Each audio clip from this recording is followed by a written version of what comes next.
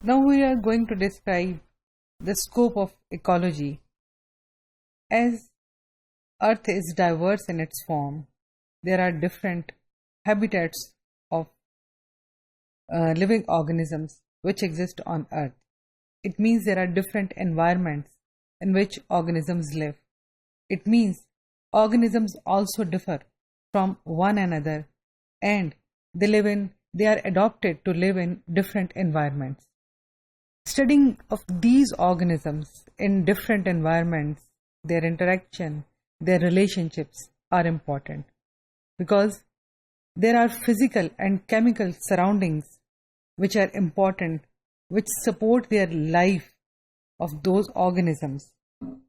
For this reason, it is important to study the behavior, the history, the ecology, the evolutionary history, the biochemistry of those organisms.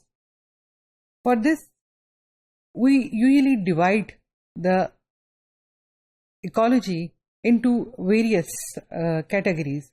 Like we can study the ecology at the organism level. It means each single organism is made up of cells, tissues, organs.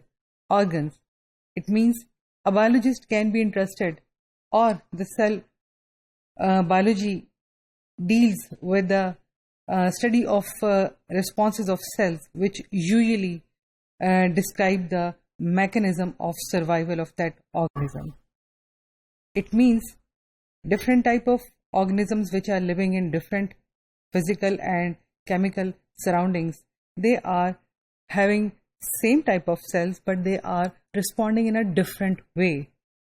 And this different way of responding is basically found in their genetic makeup, for which they are show their adaptive behavior towards that particular environment. The ecologist can study the population ecology as well. When we discuss the population, it doesn't mean we are discussing only the human population. It can be a population of plants, it can be a population of organisms, of animals. Population means the size of the population, the number of individuals present at that place. And these populations, they have the ability to interbreed with one another and producing the fertile organisms. The community ecology, it means at the same time and the same area, different types of species of different organisms, they are interacting with the physical and the chemical surrounding, and they are producing some specific responding, and they are adapted for that environment. For example, in the desert environment, we see specific type of plants which can survive with limited amount of water because they have deeper roots to suck the water. And those animals which can survive those hard conditions, those limitation of water, they can survive over there. For example, camel has this ability, and the camel is adapted for that environment. It can store the water inside the body and survive and can live for a longer period in the desert environment. But the rest of the animals like giraffe, like elephant, they cannot survive in those harsh environments. Similarly, there are many other animals, there are many other plants which cannot survive in that harsh conditions, and they have their interaction. Like monkeys, they cannot be found in desert area. However, they are found in luxuriant forest. For example, the rainforest are the best sites, shelter sites for their living. Similarly, when we discuss the ecosystem ecology, it means the whole earth is divided into different ecosystems. There are terrestrial ecosystems, there are aquatic ecosystems. Terrestrial ecosystem means the land ecosystem. And on the land, there are again different types of ecosystem.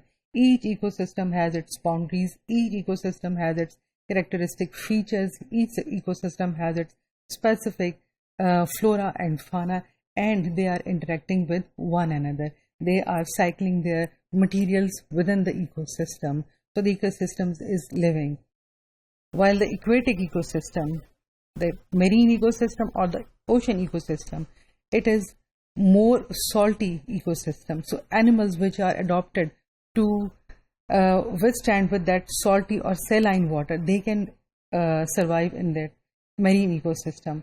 We found the whale, we found the sharks and starfishes in the ocean, but we don't found these whales, the sharks, the dolphins in the freshwater ecosystems. The freshwater ecosystem has a different biology. It has a different aspect. It has a different flora and fauna.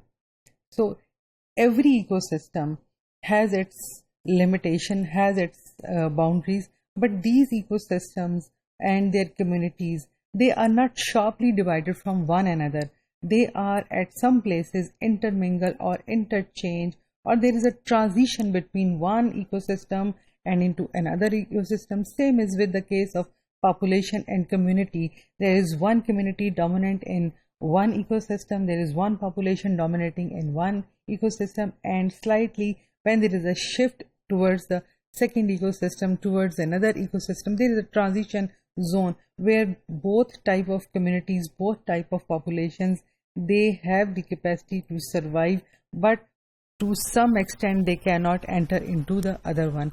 That's there is a slight shifting of ecosystems, slight shifting of organisms, slight shifting of population, community towards the new ecosystems. جب ہم ecology میں career کی بات کرتے ہیں تو اس کا بہت سا اسکوپ ہے. وہ تمام لوگ جو ایکالوجی میں انٹرسٹ رکھتے ہیں، اس کو اسٹڈی کرتے ہیں، وہ بہت اچھے کنزرویٹر ثابت ہو سکتے ہیں، وہ بہت اچھے فشز کو پالنے والے ثابت ہو سکتے ہیں، وہ بہت اچھے وائلڈ لائف آفیسرز یا وائلڈ لائف سے جو ہے وہ اس کی مینجمنٹ یا اس کی کنزرویشن سے متعلق بہت سارے قوانین یا پالیسیز بنانے والے ثابت ہو سکتے ہیں. بہت سارے ایسے لوگ جو کہ ایکالوجی میں انٹرسٹ لیتے ہیں، اگر اس کو بہت ڈیپ ڈاؤن دیکھنا چاہیں تو وہ اس کے جینیٹک لیول، اس کے سیلولر لیول، اس کے مالیکولر لیول تک جو ہے وہ جا سکتے ہیں. بہت سارے جو لوگ ایکالوجی میں انٹرسٹ رکھتے ہیں ان کے لیے کیریئر کی اپرچونٹی ایز اے ریسرچر بھی ہے، جس میں وہ بہت کچھ جو ہے وہ اسٹڈی کر سکتے ہیں. پاپولیشن ایکالوجی میں ایک واسٹ فیلڈ جو ہے وہ آ جاتا ہے. ہر آرگنزم، ہر انڈیویجول کی پاپولیشن، اس کی کنزرویشن اسٹریٹجی، اس کی جو ہے وہ مینجمنٹ اسٹریٹجی، یہ تمام کی تمام چیزیں جو ہے وہ اس کے اندر شامل ہو سکتی ہیں. ایون جو ایکالوجی والے ہیں ان کے پاس ایک پیلینٹولوجی یا پیلیو ایکالوجی کا ایک بالکل نیا سبجیکٹ جس کا کہ ریلیشن شپ پاسٹ سے پریزنٹ تک ہے، وہ اس کے اندر اپنی فیلڈ کو ایکسیل کر سکتے ہیں.